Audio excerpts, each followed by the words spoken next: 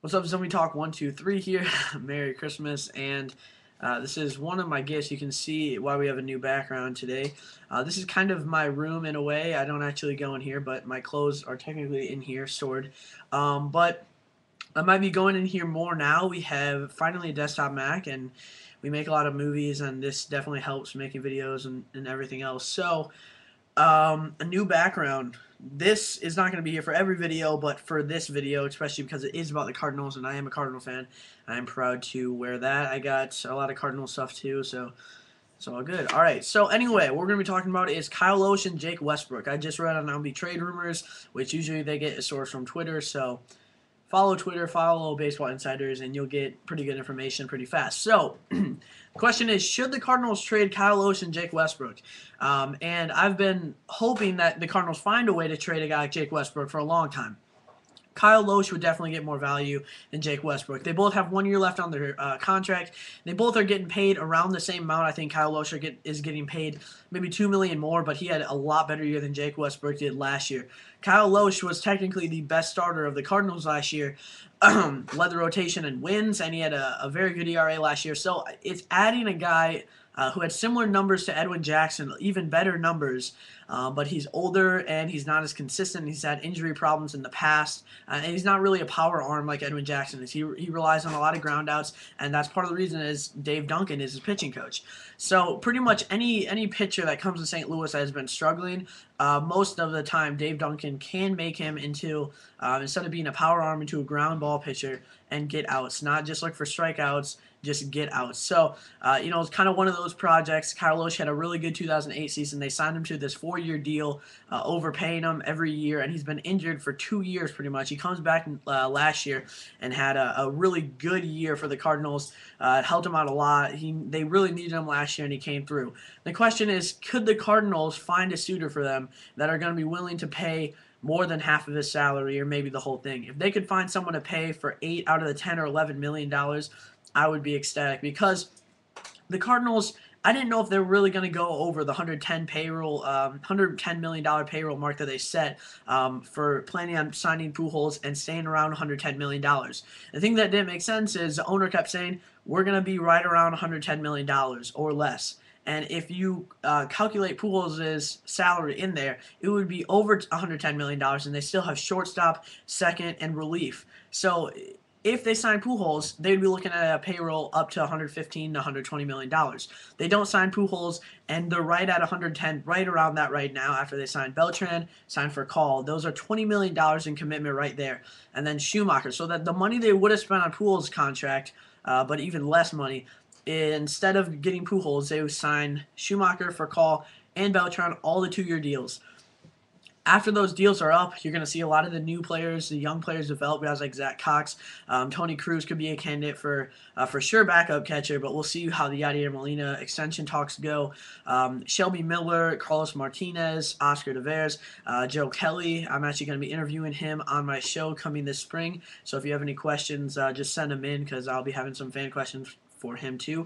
There's a lot of guys, and the Cardinals have really headed into a new direction over the past few years. The drafts have been a lot more successful. The Cardinals were named Organization of the Year last year, and they've been really good at developing young guys. And on the World Series, on the field, almost all of them were developed by the Cardinals organization. If you go, John Jay was standing there when the final out was recorded.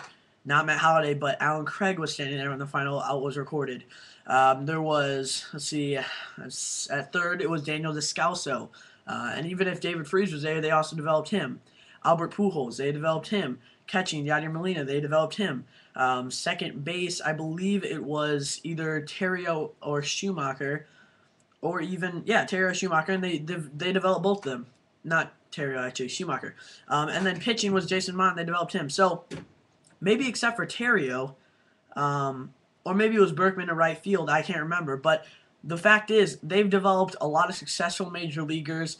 They've had some pretty good drafts over the past few years, and now Jeff Lung, who is in the Astros organization, so that's definitely a blow to this team, because he did great with the scouting and the drafts before. But they've had some really successful drafts with Colby Rasmus, John Jay, Alan Craig, Lance Lynn, guys like Alan Craig, he went into the later rounds. You know, he was like in the 8th round, and he's been a very powerful hitter and shown 25 to 30 home run, potential. So the Cardinals have had a really good success of developing the minor league players. Last year, the Class A Quad City team actually won the Midwest Championship, and those guys include Oscar Veras, who hit around 400 last year. He was at 400 for almost half of the year and more. And I got to go see this guy play. He's so talented. You got a guy Colton Wong, who was a first-round draft pick. He also played. I got to see him play. They have a lot of talent. Matt Adams is a guy at Double A. So the Cardinals have gone from a kind of power hitting organization relying on little minor leaguers and signing major leaguers to $1 million contracts surrounding Pujols and kind of making it just all Pujols' team, to signing Matt Holliday, balancing out the offense, signing a guy like Berkman. Now you get a guy like Beltran. You develop these guys. They've done a really good job of changing this organization around, making it more affordable, not just basing it on one player. And they've definitely changed their organizational mindset. And by standing firm and not paying Pujols all the money and maybe crippling this team for the next 10 years, they really put themselves in a good position for the next 10 years to come as an organization. You have a lot of young players. Next year with Berkman, with Westbrook and Lohse's salary coming off the books, you have got to be looking forward to this $40 million that all of a sudden just frees up in spending. And there's a lot of interesting free agents out there that could be possibilities. You could get a guy like Michael Bourne, a base sealer. You could get a guy, there's some pitchers, Matt Cain. I expect him to sign that extension, but if he doesn't, there's Sean Markham. There's Zach Greinke. There's a lot of talented pitchers on the market next year. And I'll see what the Cardinals do. I could also expect them, if they need money to shore up, then they could go mid-season. They need money to spend mid-season trades because I expect them to be in the hunt. The fact that the Reds have made these moves, getting, what's his name, Matt Latos, and getting Sean Marshall, they've given up a lot of minor leaguers, and they've shown that they want to win now. They want to win this year and next year before Joey Votto's a free agent. Even if they don't sign him to an extension, they need to win right now. If they sign Brandon Phillips, great, but they need to sign Joey Votto, and they're planning on winning in the next 2 years, just kind of like the Brewers did last year. They have that 2-year window frame to win. The Brewers made it pretty far last year, but were beat by the Cardinals to go to World Series. So, the Reds, I understand where they're coming from, but I think that the Cardinals still are the team to beat in the Central, and I'm not just saying that because I'm a Cardinal fan. I do realize it's going to be a really tough division. It's going to be a tough rivalry between the Brewers, the Cardinals, and the Reds. But I do think that out of any of the teams that have gotten better, the Reds definitely, but not by much over the Cardinals. Getting Furcal, getting Beltran, you would think that the Cardinals had a huge blow because Albert didn't sign, but I think they're still in a really good position. Their bullpen, remember last year their bullpen blew 26 saves. That was almost most in the majors, and it was because of the early season, because of Ryan Franklin, because of Miguel Bautista. They had a terrible bullpen, and they totally reshaped it with that trade, and they still have it reshaped now. Adding guys like Lance Lynn, adding Adam Wainwright is better than picking up any starting pitcher on the market. If you talk about the Angels, the big impact is going to have having C.J. Wilson or Yu Darvish with the Rangers. It's even better. Adam Wainwright's even better. So. So he's definitely the best pickup that you can possibly get. So I can't say enough about that. So the Cardinals, in my opinion, will be better maybe wins record in the regular season. I'm not saying they're going to go and repeat the World Series, but I think they're going to do fine without Pujols.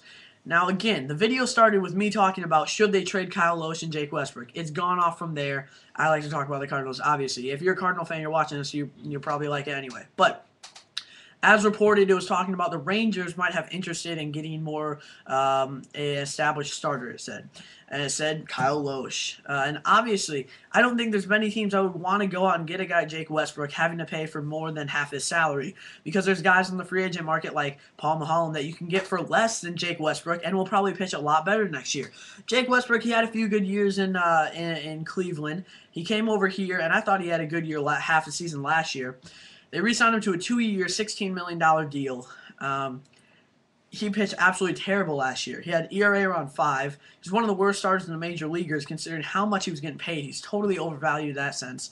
And I thought it was a good idea to extend him, and now it just looks like a disaster. But, of course, we won the World Series this year, so no one really cares that we're paying a little bit extra money to a starter that wasn't that good last year.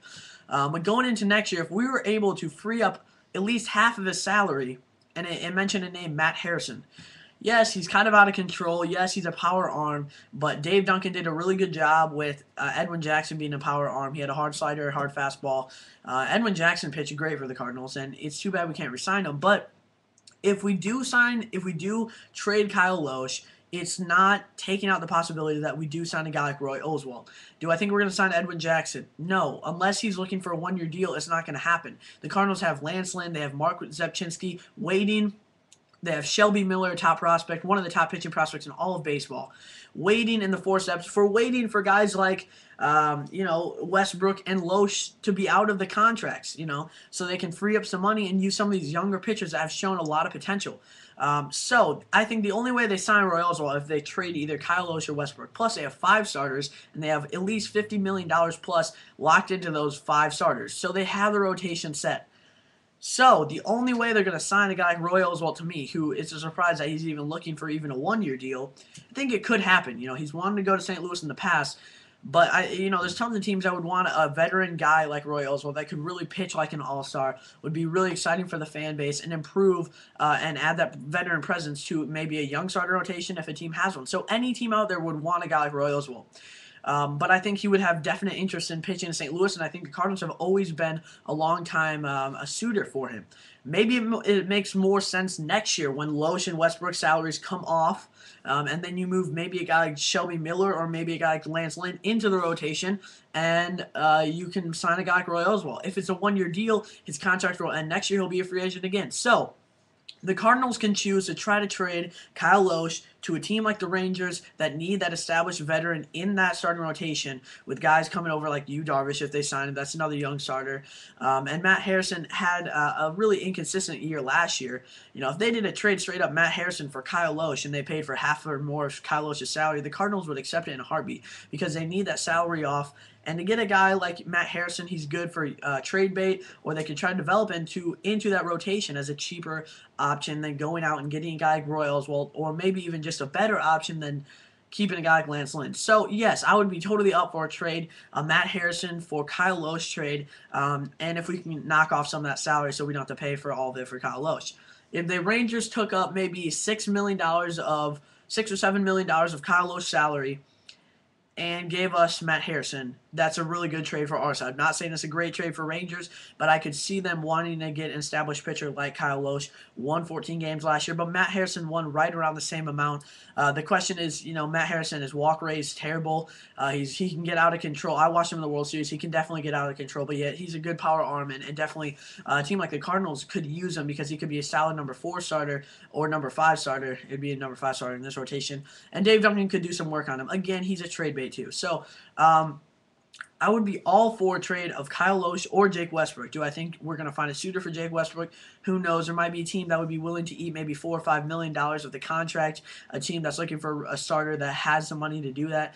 But there's a lot of cheaper options on the free agent market, and the fact is we just made not the greatest contract for him. It doesn't mean that we're going to find a suitor and all these people are going to be lining up to trade for Jake Westbrook. And even if we did, the best we could get, I think, for Jake Westbrook would be a AA minor leaguer, not a top prospect, just someone, a nice ad. But if the Cardinals do good scouting, then they should probably pick up someone who might be able to develop into a decent minor leaguer or major leaguer. So yes, I would be totally up for a trade of Jake Westbrook and Kyle Lohse, and really that's the only thing I could see John Mozeliak doing at this point left in the offseason. There might be 1 or 2 little free agents, a minor league signing to kind of shore up, make sure that the rotation is set, bullpen is set, and has some depth in case someone gets hurt. Maybe a second baseman, maybe a minor signing. But again, we don't have the money to play with that right now. So we can't go out there and get a big signing right now. We just made the biggest signing of the offseason by getting Carlos Beltran for our team. We re-signed for Call. So if we were signed Pujols, I don't know what we'd have done. We would have relied on Tyler Green at shortstop. That could be a major disaster. We would rely on Descalso at second. We'll see how that turns out. I have some faith in Descalso. And then, at best, we'd sign Skip Schumacher. And it would just be Schumacher at second and some outfield. And then Albert Pujols. And then we would not have Furcal. We would have Beltran. We'd pretty much have the same team. We'd have to try to get a right fielder in before Alan Craig comes back. Which, next year it would be fine that way. It's just long-term wise, we'd be really stuck to this long and huge contract with Albert. So I'm not saying it's a great thing that Albert left. Like personality wise, I mean, emotionally, it was pretty tough to get through him leaving. Sentimental, he has a lot of sentimental value in St. Louis, and I want him to be a franchise guy. But if you look at the business side, and baseball is a business, then you can understand that this was probably the right decision for the Cardinals to stand firm and not try to go against the Angels' offer, because there's no way we're going to be able to afford that. And we'll probably be better off for the future of it. But for right now, it's tough. But I'm definitely excited about getting Beltran. Definitely excited about getting Call. And I think a trade at this point, I think the only things that we can look forward to in the offseason is maybe 2 or 3 minor league signings, spending of $1 to $2 million at most total, and then a trade that could add or most likely get some salary off the books. So we can maybe look at some free agents this year, or look to add some payroll in the middle of the season for a trade, or maybe look at next year's free agents. There's a lot of options we can do. All I know is it'd be great to unload a guy who's going to be a free agent in Kyle Lohse. At the right deal. I think getting a guy who's Matt Harrison, who has pitched in the majors, would be the best way to do it, because you don't want to just go for a double-A prospect that would take a while to develop. I think if you could get him for someone who's pitched in the majors before, pitched in the World Series before, has that experience, and could be in that rotation next year, could replace Kyle Lohse and get some money off, I think that would be really good. And I think the Rangers might be willing to make a deal like that.